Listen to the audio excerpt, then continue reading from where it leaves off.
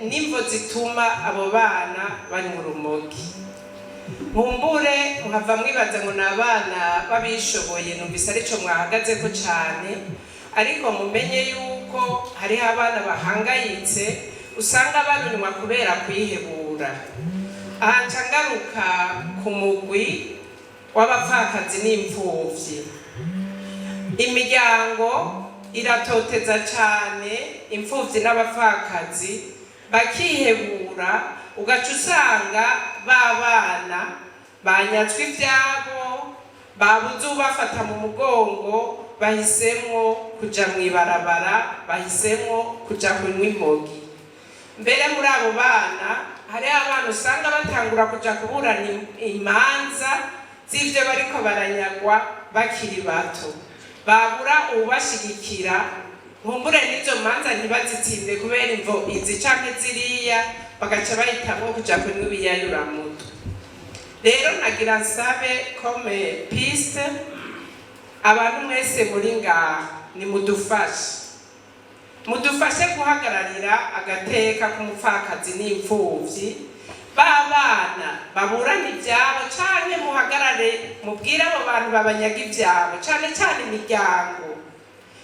imiryango y'abapapa babo, ndagipresiza neza, nibo bariko baragirira nabi abana babuze ba papa babo. Ndasavye n'ukuri, turabura aho tukivugira, ndahimbawe kubona ndose aho ndakivugira, abaradutelefona bakatwitura tukarira tukabura uko tubishura. Ico kibazo kirahanze igihugu, ndasavye mugifate mu ntoke, muzoba mukoze. Kariho mugabo inyishu ya byose. Umuntu arenganijwe yira ujejwe intwaro ngaho nyene, ko n'ubu turavuga turabisubiramo. Mubonye umuntu ariko ararengana, novuga nimukoma karuru, mugo mutabarize kujejwe intwaro ari hafi, kunyambira mabi iri hafi, yanze mutubwire.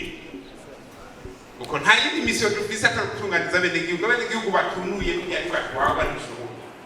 Bamaze gutunura ku mutima w'akazi, yacu byose binyagwa, bararurera, intwari rurera, nyambiramabi, utungane.